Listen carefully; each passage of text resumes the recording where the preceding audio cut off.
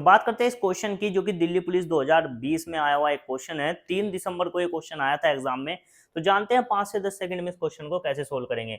सबसे पहले वीडियो को रोककर आप ये क्वेश्चन पढ़ लीजिएगा। क्या दो संख्याएं x और y एक संख्या z के 18% और 30% है, यानी कि x और y जो दे रखे हैं वो इस z से ये कितना है 18% है और ये कितना है 30% है। देखिए समझाने में थोड़ा टाइम लगेगा, नहीं तो क्वेश्चन वाकई 10 सेकंड का क्वेश्चन है मुश्किल से। तो z को अगर मैं 100 मान लूं, 100 का 18% निकालेंगे तो कितना आएगा 18, 100 का 30% निकालेंगे तो 30 आएगा, यानी कि x y z हमारे पास तीनों आ गए। अब क्या पूछा है क्वेश्चन कि संख्या x का संख्या y जो है वो निकटतम पूर्णांक तक कितना प्रतिशत है, यानी कि y कितने प्रतिशत है x का, ये पूछा है। तो y जो पूछा है y पूछा है कितने परसेंट है, तो y तो रख लेंगे ऊपर, और x का पूछा है तो x रख लेंगे नीचे, और गुना 100 100%। देखिए देखते ही आंसर 167% आ जाता है हमारा। हमारे बच्चे जानते हैं इसको। तो कैसे ये आंसर आया है इस चीज को समझते हैं। देखिए हम पहले इसको टुकड़े करते हैं इसके। ये आ जाएगा 10/6, 10/6 गुना 100%। क्या मैं इसको ऐसे लिख सकता हूं क्या, 1/6 गुना 100% और गुना 10, यानी कि जो एक जीरो थी मैंने अलग से 10 लिख लिया। ये जो होता है ये मैं परसेंटेज में हर बच्चे को अपनी क्लास में बताता हूं। ये कितना होता है, ये होता है 16.66% गुना 10। जब 10 की गुना इसमें होगी तो ये 0.1 अंक इधर से उधर चला जाएगा, तो हो जाएगा 166.6%, जिसको हम कह सकते हैं 167%। ये आपका आंसर था, बी ऑप्शन। तो हम डिटेल में परसेंटेज पढ़ाते हैं, एक एक परसेंटेज को डिटेल में बात करते हैं, इसी वजह से क्योंकि हर जगह पूरे अर्थमेटिक में परसेंटेज का बहुत ही इंपॉर्टेंट रोल है। इसमें भी आपको इसका रोल दिखा होगा। देखिए हमारे बच्चे यहां देखते ही आंसर 167% दे देते। तो चलिए चलते हैं अगले क्वेश्चन की तरफ। 2020 के 3 दिसंबर को यह एग्जाम हुआ था, उसमें एक क्वेश्चन आया था। तो चलिए जानते हैं 5 से 10 सेकंड में कैसे इस क्वेश्चन को कर सकते हैं।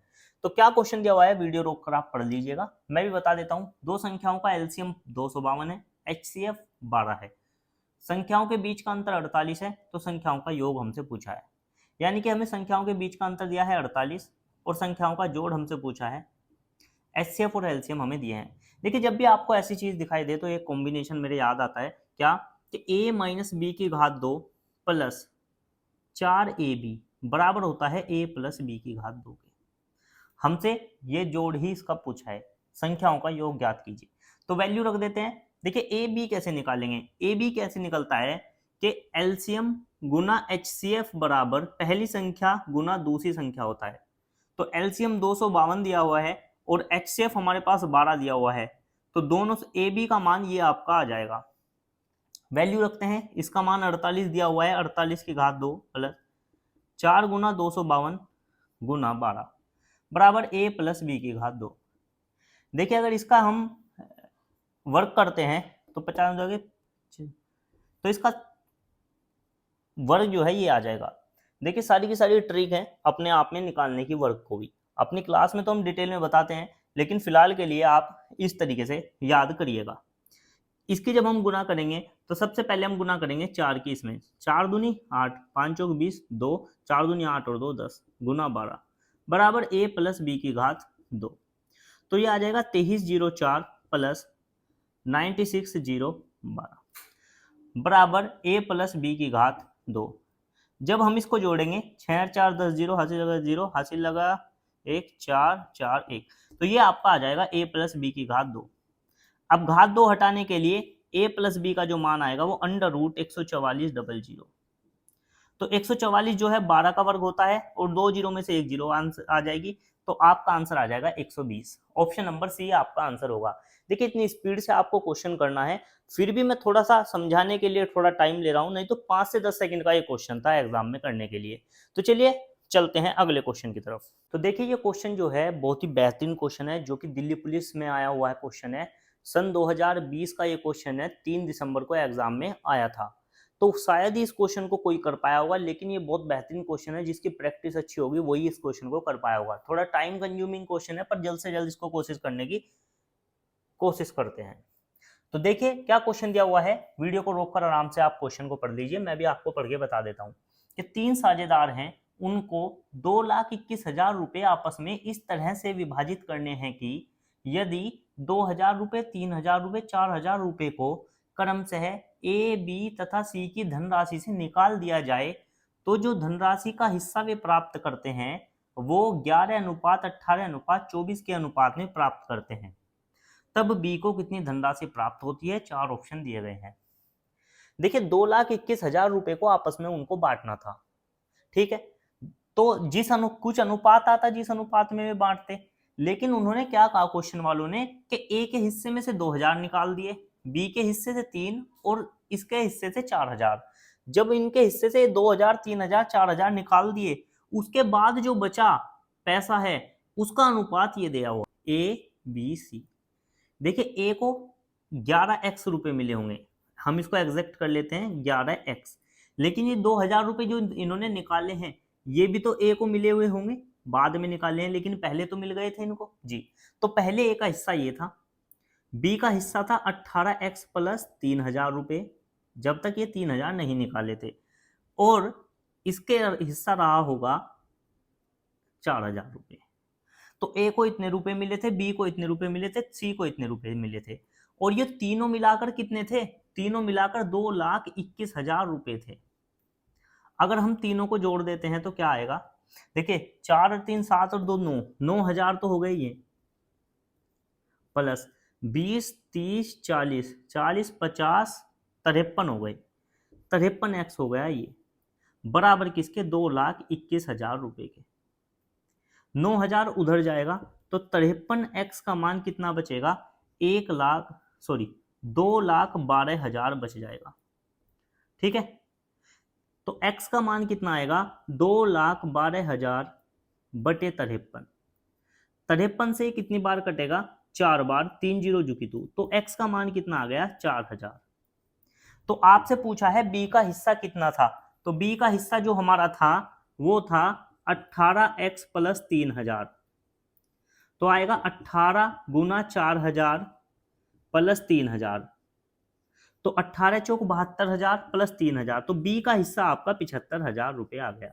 आंसर खत्म, ये आपका आंसर था। लीजिएगा, ये मैं आपको इसका शॉर्ट तरीका बताता हूं कि 5 से 10 सेकंड में क्वेश्चन कैसे कर सकते हैं। तो चलिए देखते हैं। देखिए ए बी सी का जो अनुपात दिया हुआ है 11:18:24 दिया हुआ है, ठीक है, इसको मैं x मान के पूरा कर लेता हूं। ये जो 11:18:24 दिया हुआ है ये तब दिया हुआ है जब ए के हिस्से से 2,000 निकल गए, 3,000 इसके हिस्से से और सी के हिस्से से 4,000, यानी कि कुल मिलाकर 9,000 रुपए जब निकाल दिए हमने तो हमारे पास जो अनुपात बचा था वो ये बचा था। अगर 9,000 रुपए इनमें से निकाल दिए तो 9,000 रुपए इसमें से भी निकाल दिए जाएं तो 2,21,000 में से 9,000 जाएंगे तो 2,12,000 रुपए रह जाएंगे। ये 2,12,000 रुपए इस अनुपात में बटे हुए हैं।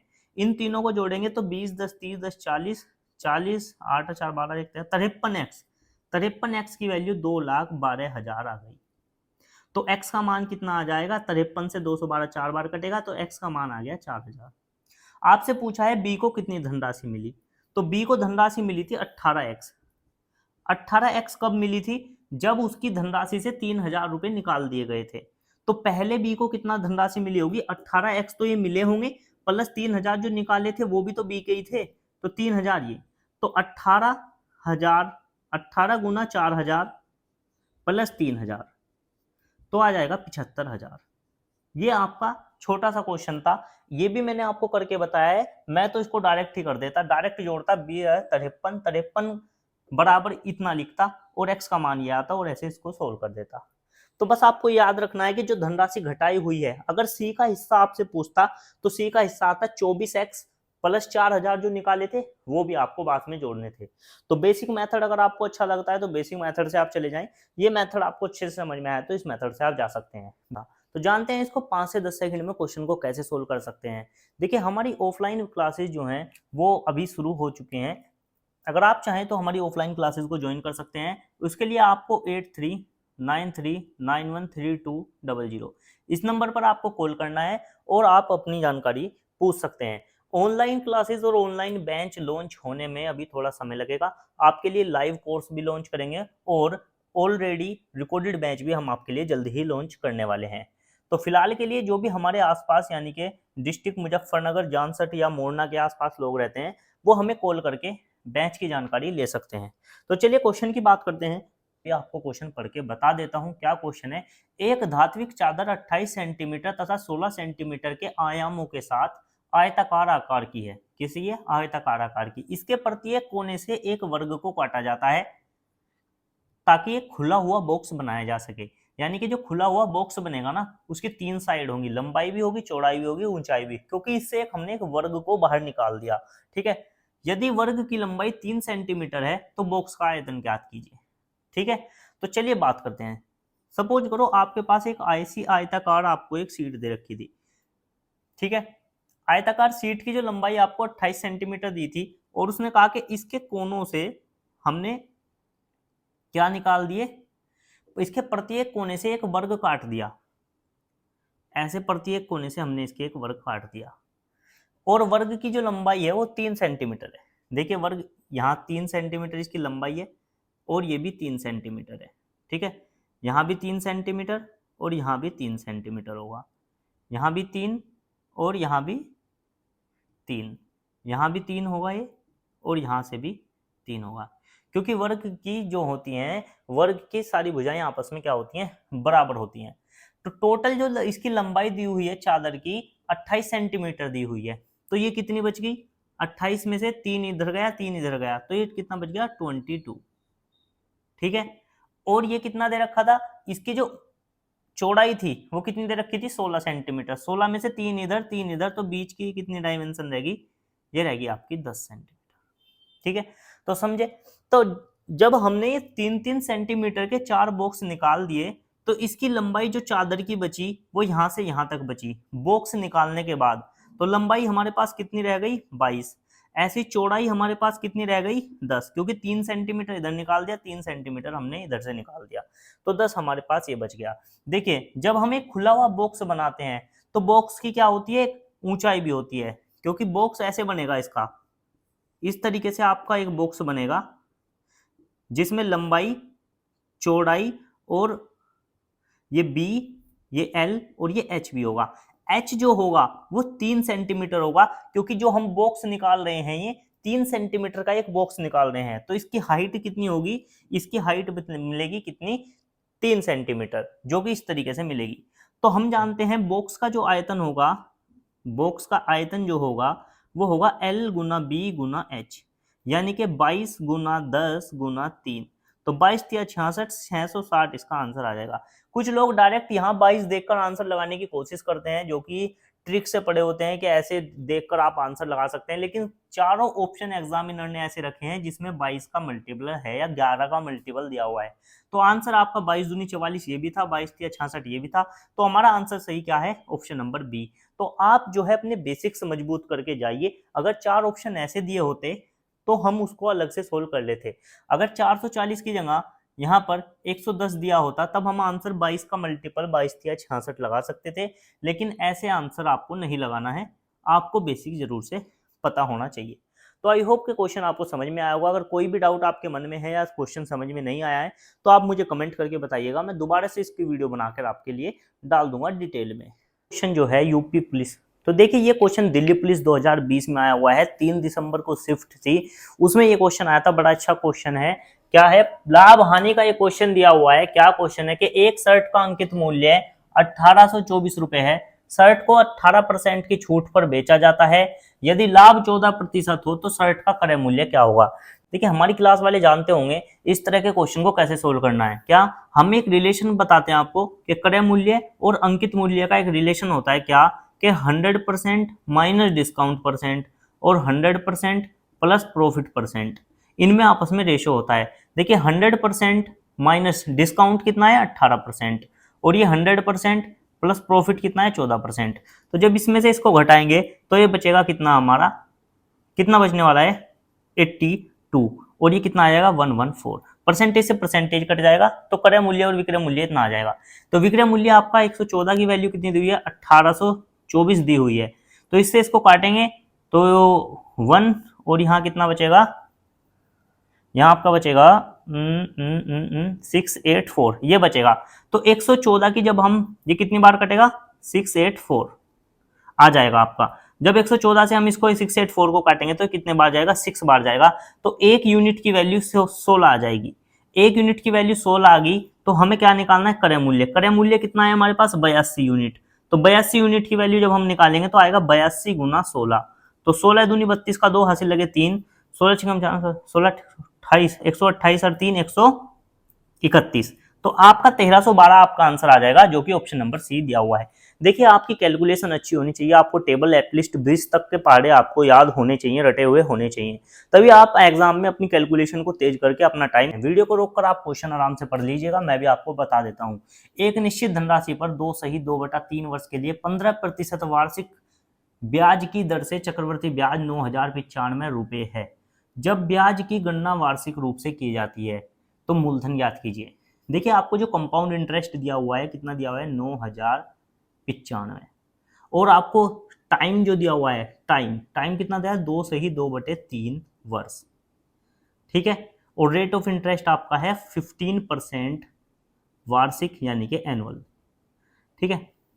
तो चलिए बात करते हैं। देखिए 2 साल पर साल कितना लग रहा है, 15%। हर साल कितना लग रहा है, 15% लग रहा है। तो 15% को जब हम तोड़ेंगे तो 15/100, 5 से काटेंगे, 5 दिया 15 और 5 दूनी 10। देखिए 20 रुपए की चीज पर 3 रुपए का ब्याज लग रहा है, तो हर साल कितना हुआ होगा, 20 से 23 हो गया होगा। फिर पहले साल ऐसा हुआ, दूसरे साल क्या हुआ होगा, दूसरे साल फिर 20 से 23 हुआ होगा। लेकिन देखिए तीसरा साल पूरा कंप्लीट नहीं हुआ, तीसरे साल का कितना दे रखा है, 2/3। तो 2/3 अगर तीसरे साल की रेट ऑफ इंटरेस्ट 2/3 है तो 15% का 2/3 निकाल देंगे, 3 पंजे 15। तो तीसरे साल के लिए जो 2/3 वर्ष है, इसके लिए रेट ऑफ इंटरेस्ट कितना लगा, 10%। और 10% को कहते हैं 1/10, यानी कि 10 रुपए पे 1 रुपए का ब्याज। तो तीसरे साल जो 2/3 वर्ष के लिए ब्याज होगा वो 10 से कितना रहा होगा, 11। बस आपको सिंपल कैलकुलेशन करनी है, कितना, ये आपका आ जाएगा 4000। और जब हम गुना करेंगे तो 23 का वर्ग कितना होता है, 529। मेरे को याद है, आप भी याद कर लीजिएगा। तो 529 में जब 11 की मल्टीप्लाई करेंगे तो आ जाएगा 5, 5 2 7 8, 1 और 9, ये आपका आ जाएगा। देखा यही आएगा क्या, 7, बिल्कुल यही आ जाएगा, 5819। ये आपका क्या आ गया, ये आपका आ गया मिश्र धन यानी कि अमाउंट। ये आपका कितना है, मूलधन यानी कि प्रिंसिपल। जब अमाउंट में से हम ये घटाएंगे तो कितना आएगा, 1819। ये आपका क्या आ गया, कंपाउंड इंटरेस्ट। हमारे हिसाब से जो निकला है 1819 निकला है। हमारे हिसाब से यूनिट में चीजें आती हैं, लेकिन क्वेश्चन में इसकी एग्जैक्ट वैल्यू हमें कितनी दी हुई है, 9095 दी हुई है। तो हमारी इस वैल्यू को क्वेश्चन में ये दिया हुआ है, तो हम इसे को काटेंगे तो 1 यूनिट की वैल्यू 1, 19 पंजे 95 होता है और 18 पंजे 90। तो सबको पता है इससे कितनी बार कट जाएगा, पूरे 5 बार कट जाएगा। तो 1 यूनिट की वैल्यू 5 आ गई है। हमसे पूछा है कि मूलधन ज्ञात करो। अच्छा मुझे नु बताइए, मूलधन की यूनिट हमने कितनी निकाली हुई है, मूलधन हमने निकाला हुआ है ये 4000 यूनिट।